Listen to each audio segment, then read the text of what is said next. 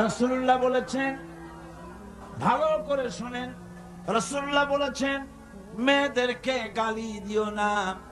অনেক লোক আছে মেয়েদেরকে গালি দেয়, কন্যাকে গালি দেয়। হুজুর বলেছেন মেয়েদের গালি দিও না, কারণ আমি মুহাম্মদ সাল্লাল্লাহু আলাইহি ওয়াসাল্লাম মেয়েদের পিতা, আমি মেয়েদের পিতা। সুবহানাল্লাহ, সুবহানাল্লাহ। ভাইরা, হুজুরের বেঁচে ছিল কারা, ছেলেরা না মেয়েরা? কোন আপনারা কারা বেঁচে ছিল? সব ছেলেরা মারা গেছিলেন, ঠিক না? একটা হাদিস আপনি আমাকে দেখাতে পারবেন না, এমন একটা হাদিস নাই ছেলেরা মরে যাওয়ার পর হুজুর দুঃখ করে একদিন মুনাজাত করেছেন, আল্লাহ সব ছেলেগুলো নিয়ে গেল, আমার একটা ছেলে দাও। একটা হাদিস নাই, একদিনের জন্য রাসূলুল্লাহ দোয়া করেন নাই। মেয়েতেই সন্তুষ্ট ছিল। মেয়ের কথা হুজুর বলেছেন, মেয়ের কথা বলেছেন, যখন তোমরা বাইরে যাবা, বিদেশে যাবা, বাজারে যাবা, কিছু না কিছু উপহার নিয়ে আসবা বাড়ি, আর উপহার এনে আগে দেবা মেয়েকে। সুবহানাল্লাহ কোন?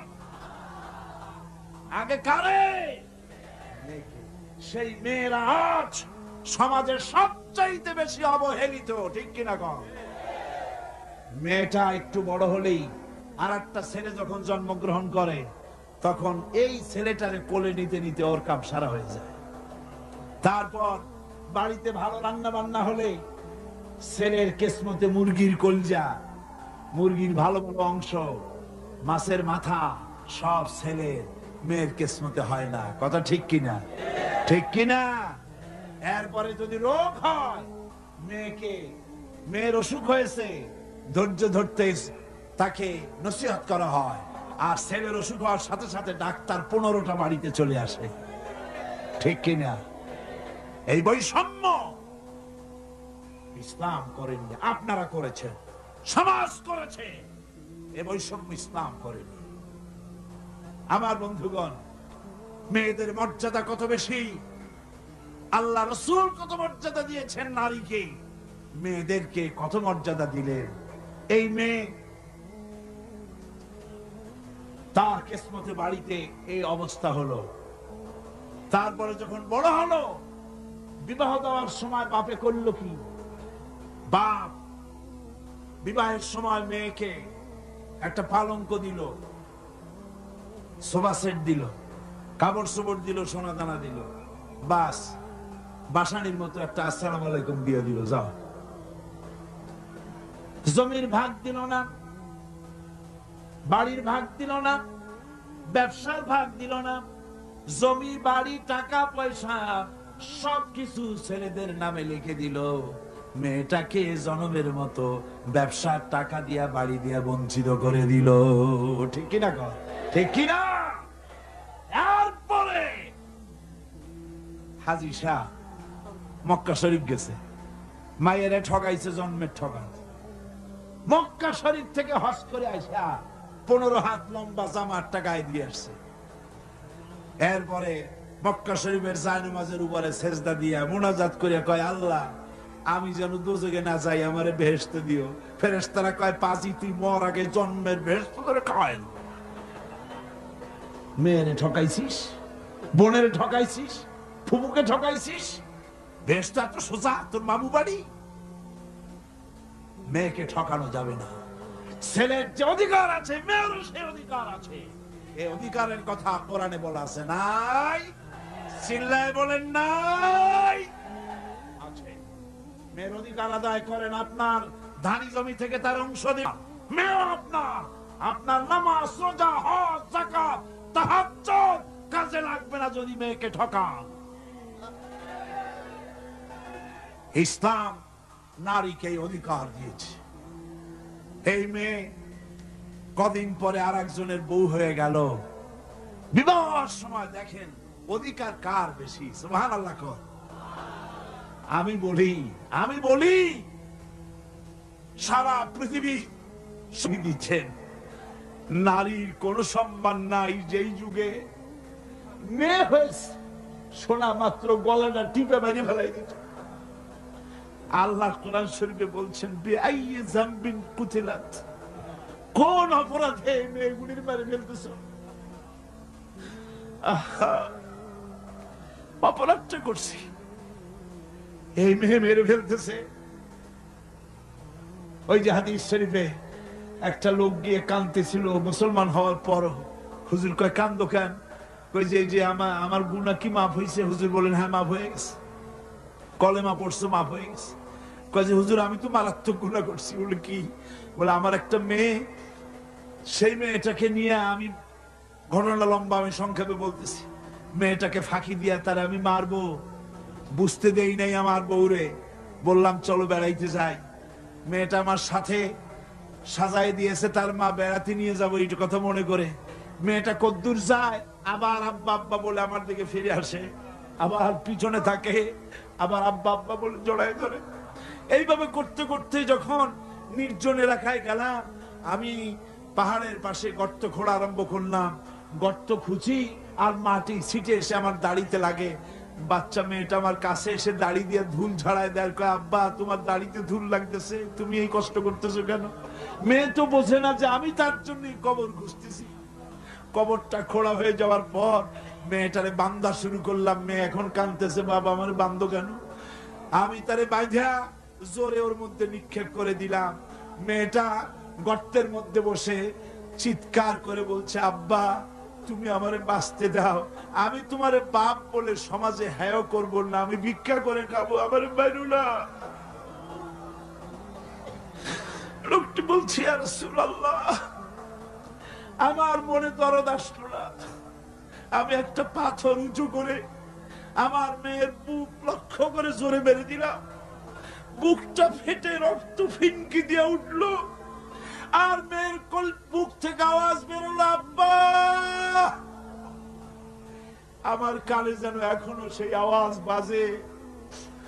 হাদিস শরীফে এসেছে, হুজুরের চোখের পানি দাড়ি ভিজে ভিজে জামার উপরে পড়তেছিল। হুজুর বললেন, আহারে মানুষও পারে এইরকম কাম করতে।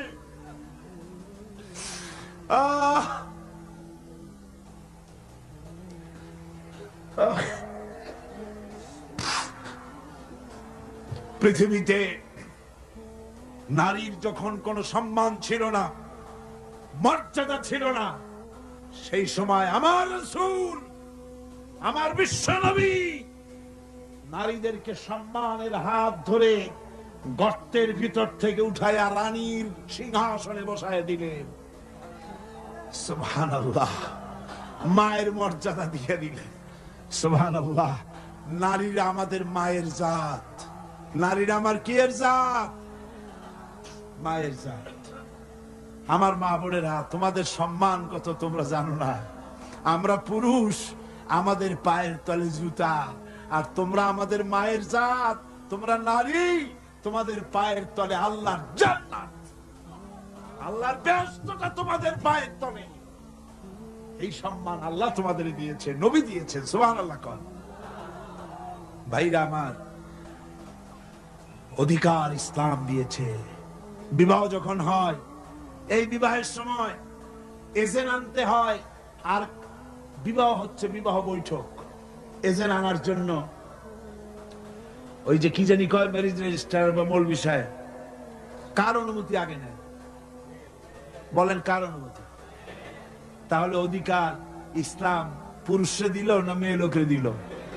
আগে মেয়ে লোকের কাছে যাও, মেয়েটাকে জিজ্ঞেস করো সেই বিবাহে রাজি আছে কিনা। সুবহানাল্লাহ পড়ে, এই বিবাহে রাজি আছে কিনা জিজ্ঞেস করো, তার অধিকারই বেশি। এরপরে এই বিবাহে করার ব্যাপারে কত বৈষম্য। আজ বিবাহ করতে গেলে যৌতুকের প্রথা এসেছে। রাসূলুল্লাহ যৌতুক দিয়েছিলেন, ওটা যৌতুক না, ওটা উপহার, ওটা হাদিয়া। রাসূলুল্লাহ তোহফা দিয়েছিলেন হুজুরের জামাই। সুবহানাল্লাহ, কি জামাই! এক জামাই তো জিন্নুর আইন, যাকে ফেরেশতারা পর্যন্ত লজ্জা করত যারে দেখে, হযরত উসমান রাদিয়াল্লাহু তাআলা আনহু। আরেকজন হযরত আলী কাররামাল্লাহু ওয়াজহাহু। হযরত আলী, যার সম্পর্কে রাসূল পাক সাল্লাল্লাহু আলাইহি ওয়াসাল্লাম যাকে কত সম্মান দিয়েছেন, কত মর্যাদা দিয়েছেন, এই হলো হযরত আলী হুজুরের জামাই, আনা মাদিনাতুল ইলম ওয়া আলিয়ুম বাবুহা, আমি হলাম জ্ঞানের রাজ্য আর আলী হলো সেই রাজ্যে প্রবেশের দরজা। সুবহানাল্লাহ। ভাইরা, এই হলো জামাই, আর মেয়ে খাতুনে জান্নাত বিনতে রাসূল, বেহেশতের সমস্ত রমণীদের সরদারিনী মা ফাতিমাতুজ জাহরা রাদিয়াল্লাহু তাআলা আনহা। কি উপহার দিলেন বিয়েতে রাসূল? এই মেয়ে আর এই জামাই। উপহার হলো খেজুরের ছোবড়ার একটা তোষক, পানি উঠাবার জন্য একটা মশক, আর আটা পেশা একটা জাতা। এই হলো নবীর মেয়ে আর জামাইয়ের জন্য উপহার। আজ সমাজের ভেতরে যৌতুক সৃষ্টি হয়েছে। এই যৌতুক নিতেছে মুসলমানেরা, কন্যা পক্ষের কাছ থেকে দাবি করে যৌতুক আদায় করা হচ্ছে। ঠিক কিনা কর? যৌতুক দিতে হবে, যৌতুক দিতে হবে। কি দিবা? পাজেরো জিপ লেটেস্ট মডেল, 10 লক্ষ টাকার ক্যাশ, গুলশানে অফিস, মঙ্গল গ্রহে বাড়ি। মানে মেয়ে জন্ম দিয়া বাপ এমন বিপদে পড়েছে যেন তওবা করা দরকার, আল্লাহ আমারে মাইয়ে দিও না। ঠিক কিনা কর? সমাজের অভিশাপ, হারাম। আপনি মেয়ে বিয়ে দেওয়ার সময়, ছেলে বিয়ে দেওয়ার সময় কন্যা পক্ষের কাছ থেকে ডিমান্ড করতে পারবেন না। যদি বর কন্যা পক্ষ ইচ্ছে করে কিছু দেয়, দেওয়া সুন্নত, নেওয়া সুন্নত, কিন্তু দাবি করতে পারবেন না। দাবি করে যদি নেন, শূকরের মাংস খাওয়া কি বলেন নাকি? কুত্তার পায়খানা খাওয়া কি? আর যারা জবাব দিলেন না তাদের জন্য কি মুবা? কুত্তার পায়খানা খাওয়া কি? সুতরাং মেয়ে বিয়ে, ছেলে বিয়ে দেওয়ার সময় কন্যা পক্ষের কাছ থেকে যৌতুক আদায়ের নামে দাবি করে কোনো কিছু শুয়ারের মাংসের মতো, কুত্তার পায়খানার মতো সব জিনিস আপনারা কি দাবি করে আদায় করবেন? আমি আজকে দেখতে চাই যে সব পিতারা মাহফিলে এসেছেন, ছেলের বিয়ে আজও দেন নাই, সেই সব পিতারা কোরআনের মাহফিলে হাত তুলে শপথ করেন কুত্তার পায়খানা খাবেন না, শুয়ারের মাংস খাবেন না। হাত উঁচু করেন। ওই ছেলেরা, তুমি বাপ হয়েছো কবে? হাত নামাও। ছেলেরা না, শুধু পিতারা, ছেলের বাপেরা হাত উঁচু করে আমি দেখবো। তা হোক, ছেলের বাপেরা হাত উঁচু করে আমি দেখবো। আলহামদুলিল্লাহ। হাত নামান, কোন আলহামদুলিল্লাহ। আরো জোরে কোন আলহামদুলিল্লাহ। এবার তোমরা যারা হাত উঠাতে গিয়ে বেকুব হইছো, এইবার তোমরা জওয়ানেরা, তরুণেরা, ছাত্ররা, যুবকেরা, তোমরাও তো বিবাহ করবা। যারা বিবাহ করো নাই, বিয়ে করার সময় তোমার এই চিন্তা করা দরকার, টেলিভিশন, গাড়ি, ক্যাশ, সবকিছু চাইতে বেশি মূল্যবান তোমার স্ত্রী। ঠিক কিনা? ঠিক কিনা? সেই স্ত্রী হবে তোমার কাছে বেশি মূল্যবান। দাবি করে কিছু নিতে পারবা না। যদি শ্বশুর একটা ঘড়ি দেয়, চুমা খাইয়া হাতে লাগায় নিয়ে আসবা। যদি এক জোড়া জুতা দেয়, 14 গোষ্ঠীর কপাল মনে করে নিয়ে আসবা। শেরওয়ানি দিল, আলহামদুলিল্লাহ বলে গায়ে দিয়ে নিয়ে আসবা। তোমার তো তৃপ্তি হওয়া উচিত। আমার শ্বশুর, আমার শাশুড়ি তার 18 বছর, 20 বছর, 22 বছরের কলিজা নিংড়ানো স্নেহকে উজাড় করে দিয়ে তার কলিজার টুকরা মেয়েটাকেই তো দিয়ে দিয়েছে আমাকে।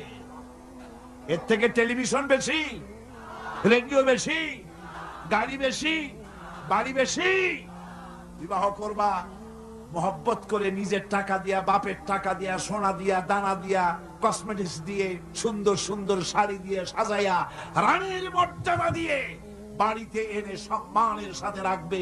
জীবনে খোটা দিবা না। বলি বড় দুঃখে, এই জন্য বলি আমার দেশে একটা যৌতুকের ঘড়ির জন্য, একটা যৌতুকের রেডিওর জন্য, 100 টাকার জন্য আমার দেশে স্বামীরা স্ত্রীকে গলা টিপে হত্যা করেছে। এরা মানুষ না জানোয়ার। সুতরাং যুবকেরা, বীর চট্টলার, বীর মুজাহিদ, তরুণ যুবক, তোমরা যারা বিয়ে করনি, ওয়াদা করো যৌতুক ছাড়াই বিবাহ করবে। কারা হাত উঁচু করে দেখাও।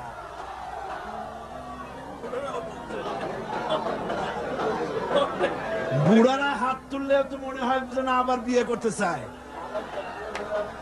বুড়ারা না, জওয়ানেরা, জওয়ান। বসো বসো বসো বসো। আলহামদুলিল্লাহ, জোরে কোন আলহামদুলিল্লাহ, আরো জোরে কোন আলহামদুলিল্লাহ। আমি তো দাঁড়াইতে বলি নাই, আমি তো দাঁড়াতে বলি নাই। ভাইরা দাঁড়ালেন কেন? বলছি দোয়া কবুলের রাত, দোয়া করিয়া যান। বসেন, কেউ দাঁড়িয়ে থাকেন না, সবাই বসেন। আর জোরে সোরে একটুখানি দরুদ শরীফ পড়েন। সালাতুন ইয়া রাসূলুল্লাহ আলাইকুম, সালামুন ইয়া হাবিবাল্লাহ আলাইকুম। মোহব্বত দিয়ে কোন সালাতুন ইয়া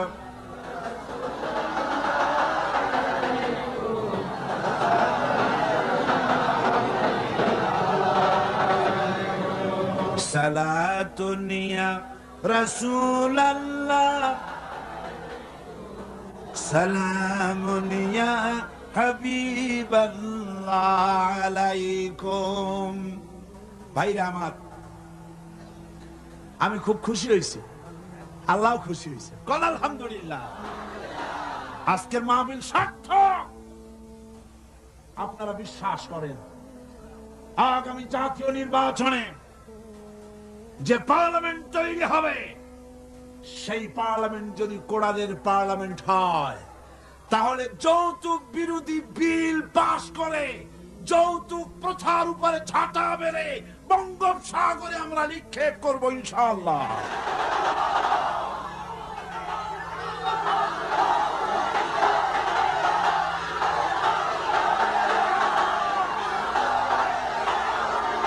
আমার কাছে, আমাদের কাছে অনেক সময়, থামুন, আমাদের কাছে অনেক সময় রিকশাওয়ালা, ঠেলাওয়ালা, কুলি, মজুর এসে দোয়া চায়, হুজুর একটু দোয়া করেন। কি দোয়া? 4-5টা মেয়ে বিয়ে দিতে পারি না। কেন? আমার কাছে ঘড়ি চায়, টেলিভিশন চায়। দুঃখে লজ্জায় অস্থির হয়ে যায়। আহারে, লোকটা ঠেলা গাড়ি চালায়, রিক্সা চালায়, ওর কাছে চাই টেলিভিশন আর ঘড়ি। ওটা কি মানুষ? কুত্তার চাইতে নিকৃষ্ট। এই যৌতুক প্রথা যদি বন্ধ হয়ে যায়, জেনা কমে যাবে, বিবাহ সহজ হয়ে যাবে। ঠিক কিনা কন? বিবাহ সহজ হয়ে যাবে। ভাইরা আমার, এরপরে বিবাহ হয়ে গেল, স্বামী স্ত্রীর ভিতরে মহব্বত হতে হবে। একটা জিনিস মাঝখানে আমি বলে নেই, সেটা হলো এই শাশুড়ি আর পুত্রবধূর ঝগড়া, সাপে নেউলে অবস্থা, একটা চিরন্তন অবস্থা। অবশ্য এগুলি চিত্তগঙ্গে নাই, আছে। শাশুড়ি মনে করে ছেলে যখন বিয়ে করলো, হায় রে হায়, এত কষ্ট করে ছেলেটারে মানুষ করলাম, পুরা ছেলেটারে দখল করে ফেললো বউ। আমি শাশুড়িরা যারা আসছেন আজকের মাহফিলে, শাশুড়িদের উদ্দেশ্যে বলি, নিজের মেয়ের হাজারো অপরাধ সহ্য হয়, পুত্রবধূর 1 চুল পরিমাণ অপরাধ আপনার সহ্য হয় না। এটা ঠিক নয়। আপনি পুত্রবধূকে নিজের মেয়ের মতো দেখুন, আর পুত্রবধূরা তারাও নিজের শাশুড়িকে মায়ের মতো দেখুন, আর মনে মনে ভাবুন চিরকাল আপনি পুত্রবধূ থাকবেন না, আপনিও শাশুড়ি হবেন। আপনার শাশুড়িকে যদি মায়ের মতো যত্ন আপনি করেন, তাহলে আপনার পুত্রবধূর কাছ থেকে আপনিও মায়ের যত্ন পাবেন। আর এই ঝগড়া যদি থাকে, সংসার কিছুতেই ভালো থাকতে পারে না। গেল শাশুড়ি পুত্রবধূ। এবার স্বামী স্ত্রী। স্বামী স্ত্রীর ভিতরে মহব্বত আল্লাহর এক নিয়ামত। কোন আলহামদুলিল্লাহ। হযরত আয়েশা সিদ্দিকা রাদিয়াল্লাহু তাআলা আনহা বলেছেন, রাসূলুল্লাহর ঘরের ভিতরে কোন দৌলত ছিল না, কিন্তু ঘরটা মহব্বত দিয়ে ভরা ছিল। আমি গ্লাসে পানি পান করে গ্লাসটা যখন রেখে দিতাম, যেখানে আমি ঠোঁট লাগায়া পান করতাম, আমার নবী গ্লাসের সেই জায়গায় পা মুখ লাগায়া পানি পান করতেন। আমার দেশে বহুত স্বামী আছে, স্ত্রী বিয়ে করছে তো মনে করে যে আমি তো নওয়াবজাদা নসরুল্লাহ খান, আর বউ সারাদিন তুমি কাজ করবে। কেন সারাদিন বউ কাজ করবে? আপনি একটু কাপড়টা ধুইতে পারেন না? আপনি একটু তার থালাবালিটা ধোয়ার ব্যাপারে একটু সাহায্য করতে পারেন না? আপনি একটু তরকারি কোটার ব্যাপারে যেটা আপনি পারেন একটু সাহায্য করতে পারেন না? ঘরটা একটু আপনি গুছাইতে পারেন না? আপনি কোন বড় লাটের বড় লাট? এবার শোনো রাসূলুল্লাহর আচরণ। হযরত আয়েশা বলেছেন, আল্লাহর নবী দিনের কাজ করে যখন ঘরে ক্লান্ত শ্রান্ত হয়ে ফিরেছেন, এসে দেখেছেন আমার রান্না তখনও শেষ হয় নাই। নবীজি ক্ষুধার্ত ছিলেন, ক্লান্ত ছিলেন, আমার রান্না তখনও হয় নাই দেখে নবীজির চক্ষু লাল হয় নাই, ভুরু কুঞ্চিত করেন নাই, বিরক্তির ভাব দেখান নাই, ভর্ৎসনা করেন নাই, বরং আমার পাশে বসে তরকারি কুটে অথবা রুটি সেকে আমাকে সাহায্য করেছে। এই ছিল আমার রাসূল। নারীদের প্রতি সহনশীল হও, নারীদেরকে সম্মান করো। চট্টগ্রামের তরুণ যুবকদের বলি, কলেজ বিশ্ববিদ্যালয় হাই স্কুল মেয়েদের যখন ছুটি হয়, নির্লজ্জের মতো কলেজের গেটে মহিলা স্কুলের সামনে দাঁড়ায় থাকো কেন? ঠিক কিনা কর? তোমাদের জ্বালায় মেয়েরা নিরাপদে হাঁটতে পারে না।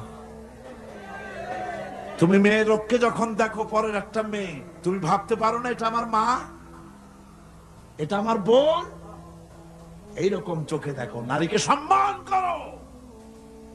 মহিলা স্কুল মহিলা কলেজের সামনে ভিড় করো না, তাদের সহজে যাতায়াত করতে দাও। এটাই ইসলাম বলে। বউকে সাহায্য করো, স্ত্রীকে সম্মান করো, মর্যাদা দাও, সমান অধিকার। তবে এক জায়গায় স্বামীর অধিকার একটু বেশি। সেটা কোথায়? তিরমিজি শরীফের হাদিসে এসেছে,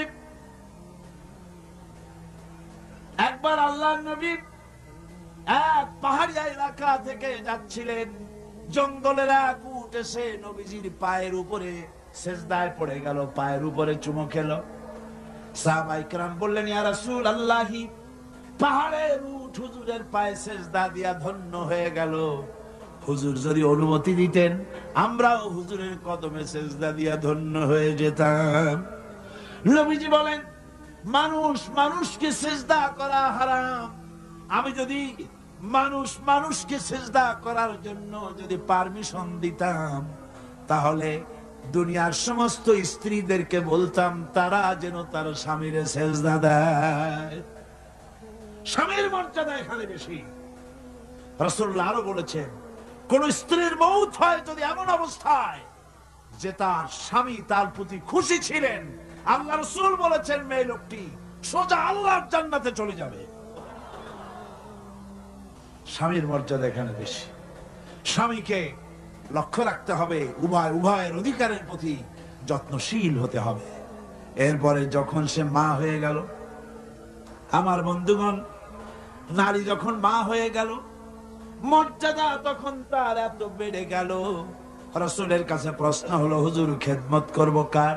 হুজুর বলেন তোমার মায়ের, তারপরে কার? তোমার মায়ের, তারপরে কার? তোমার মায়ের, তারপরে কারো তোমার পিতার চাইতে মায়ের মর্যাদা কয় গুণ হলো? 3 গুণ হয়ে গেল। রাসূলুল্লাহ 3 গুণ বাড়ায় দিলেন। সুতরাং আমি বলি আপনাদেরকে, মা আপনার বড় পীর, বাপ আপনার বড় পীর, কোনদিন ভুলে যাবেন না। কথাটা বারবার বলি আমি, যত জায়গায় মাহফিলে যাই। আমি, ওলামারা সবাই বলেন, আমিও বলি, সব জায়গায় মানুষকে স্মরণ করায় দেই, আপনার কাছে আপনার মা বাপের চাইতে বড় পীর আর নাই। কারণ পীর সাহেবের দোয়া যতই আপনি ওলিয়ে কামেল বলেন, যতই হুজুর কেবলা বলেন, তার দোয়া কবুল আপনার জন্য হতেও পারে, নাও হতে পারে। 50-50 কথা ঠিক কিনা কন? কিন্তু রাসূলুল্লাহ গ্যারান্টি দিয়েছেন 3 জনের দোয়া অবশ্যই কবুল হয়ে যাবে। তার ভিতরে একজন হলো মাজলুম, যদি দোয়া করে কবুল হবে। একজন হলো মুসাফির, দোয়া কবুল হবে। আর একজন হলো মা বাপ, যদি দোয়া করে আল্লাহর দরবারে, আল্লাহ রাব্বুল আলামিন অবশ্যই দোয়া মঞ্জুর করে নেবেন। মা বাপের কাছে দোয়া চাও। ভাইরা, মনে কিছু করবেন না। আপনি আপনার হুজুর কেবলারে দাওয়াত করিয়া বিরিয়ানি খাওয়াবেন, খুশি করতে পারবেন না, যেহেতু এর আগে উনি আর এক জায়গা দিয়া 4-5 পদের বিরিয়ানি খাইয়ে আসছে। আপনি হুজুরের 5,000 টাকা দিয়ে খুশি করতে পারবেন না, যেহেতু হুজুর আর এক বড় লোকের কাছ থেকে 50,000 টাকা হাদিয়া পাইছে। আপনি একটা শাল দিয়া হুজুরকে খুশি করতে পারবেন না, যেহেতু অনেক দামি শাল হুজুরকে আর একজনে হাদিয়া দিয়েছে, ঠিক কিনা? কিন্তু আপনি যদি আপনার মাকে, এই বেদানার দিনে বাজারে বাজারে পথে ঘাটে বেদানা পাওয়া যায়, আঙ্গুর পাওয়া যায়, ভালো ভালো ফল পাওয়া যায়, এগুলো কিনে নিয়ে মায়ের কাছে বসে বেদানা খুঁড়ে, মা কথা বলতে পারে না, বুড়ি হয়ে গেছে, মায়ের কাছে বসে মায়ের মুখে যদি তুলে দেন, আল্লাহর আরশ খুশি হয়ে যাবে, দোয়া মঞ্জুর হয়ে যাবে। হযরত বাইজিদ বুস্তামি ওই ঘটনা কে না জানে, রাতের আধারে পানির জন্য চাইলেন, ছেলে পানি পাইল না। ছোট্ট মানুষ পানি আনতে কোথায় চলে গেল, এসে দেখে মা ঘুমানো, পানি নিয়ে দাঁড়ানো। রাত চলে গেছে, ফজরের পর দেখে ছেলে কাঁপে, হাতে পানি। বাবা তুমি কাঁপো কেন?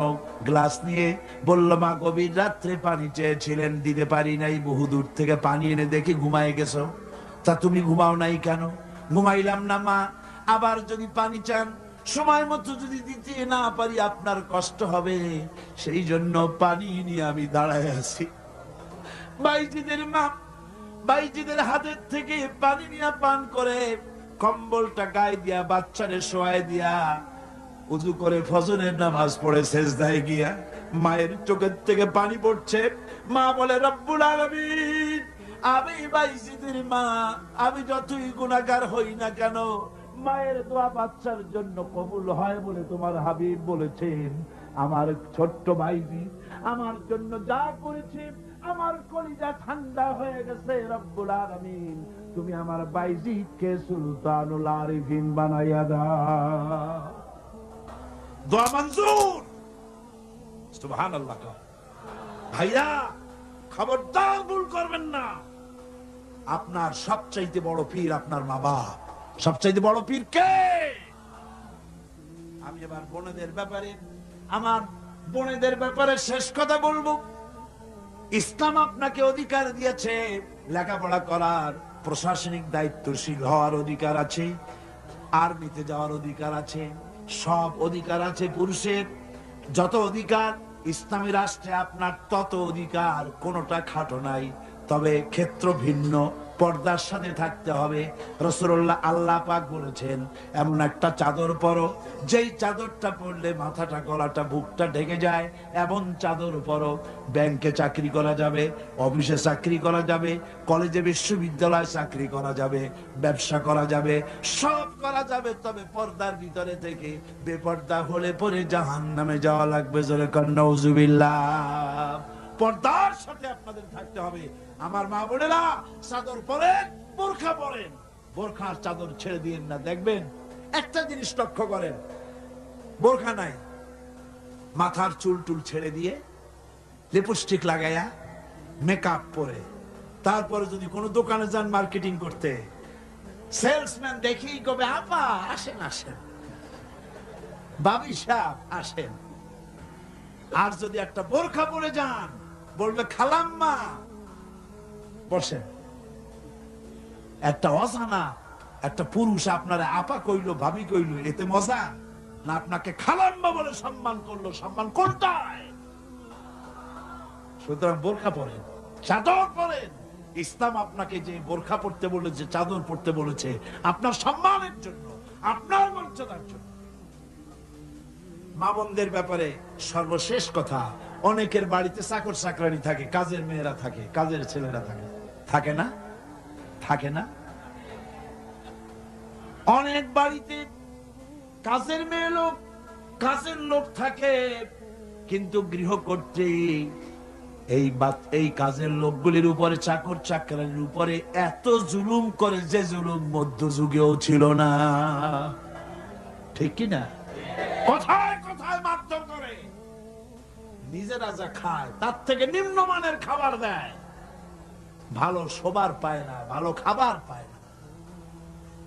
আর মার তো আছে। আমার মা বোনেরা, তিরমিজি শরীফের হাদিস শুনুন। আল্লাহর নবী বলেছেন, শ্রমিকের উপরে, কাজের লোকদের উপরে যে অত্যাচার করবে, অধিকার আদায় করবে না, কিয়ামতের দিন সে আল্লাহর জান্নাতে যেতে পারবে না। আপনি যতই নামাজ রোজা করবেন, আল্লাহর দরবারে জান্নাতে যাওয়া যাবে না, যেহেতু আপনি জুলুম করেছেন কাজের লোকদের প্রতি, শ্রমিকদের প্রতি। শ্রমিকের প্রতি জুলুম করা যাবে না। মা বোনদের কথা শেষ। বন্ধুগণ, এখনই মুনাজাত হবে। মুনাজাতের আগে আসুন আমরা তওবা পড়ি। সবাই পড়েন আউযু বিল্লাহি মিনাশ শাইতানির রাজীম। সব ভাই নামাজের কায়দায় বসেন, নামাজের কায়দায় বসুন, আর কিবলামুখী তো হয়েই আছে। আউযু বিল্লাহি মিনাশ শাইতানির রাজীম। বিসমিল্লাহির রহমানির রহিম। আস্তাগফিরুল্লাহ, আস্তাগফিরুল্লাহ, আস্তাগফিরুল্লাহ রাব্বি মিন কুল্লি যামবি ওয়া আতুবু ইলাইহি লা হাওলা ওয়ালা কুওয়াতা ইল্লা বিল্লাহিল আলিয়্যিল আযীম। আয় আল্লাহ তাআলা, আমি আর জীবনে কখনো শরীয়তের ওজর ছাড়া ফরজ নামাজ, ফরজ রোজা ছেড়ে দেব না। সবাই বলেন ইয়া আল্লাহ। এই মুহূর্ত থেকে মদ, জুয়া, মিথ্যা, সুদ, ঘুষ, জেনা, অশ্লীলতা, পাপাচার, মিথ্যা, অহংকার, সব রকমের কাবায়ের থেকে তোমার কাছে তওবা করতেছি। তওবা ইয়া রব্বি, তওবা ইয়া রব্বি, তওবা ইয়া আল্লাহ, তওবা ইয়া আল্লাহ, তওবা ইয়া আল্লাহ। লা ইলাহা ইল্লাল্লাহু মুহাম্মাদুর রাসূলুল্লাহ। আশহাদু আল লা ইলাহা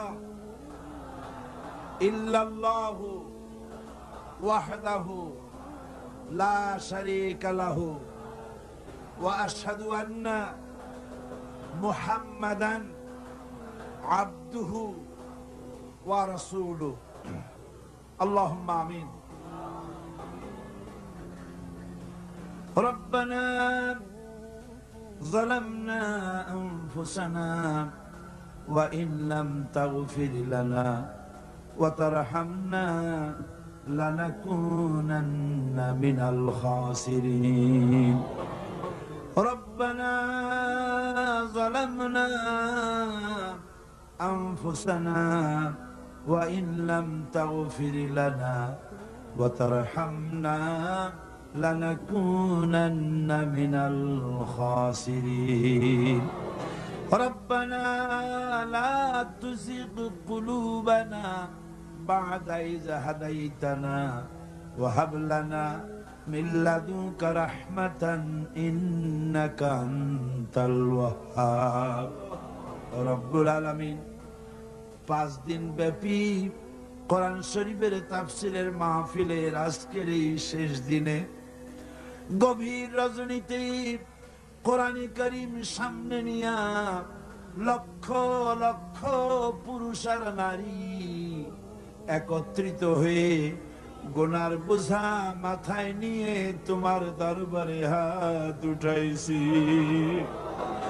রব্বুল আলামিন এই 5 দিনে আলোচনা করতে গিয়ে আমি মানুষ বলার মধ্যে যদি কোনো ভুল করে থাকি আমি বিনীতভাবে তোমার কাছে মাপ চাই আয় আল্লাহ তোমার বান্দাদের দিল থেকে স্মৃতি থেকে সে ভুল কথাগুলি মিটাইয়া দাও আর হক কথা যা বলেছি আল্লাহ তেলাওয়াত হয়েছে দরুদ ও সালাম হয়েছে আলোচনা হয়েছে জিকির আজগার হয়েছে সওয়াবটুকুন জনাবে মুহাম্মদ রাসূলুল্লাহ সাল্লাল্লাহু আলাইহি ওয়াসাল্লামের রূহ মুবারকে পৌঁছায়া দাও রব্বুল আলামিন আদম আলাইহিস সালাম থেকে নিয়ে আজ পর্যন্ত পৃথিবীর মাটির নিচে যত মুমিন মুমিনাত শুয়ে আছে আল্লাহ সকল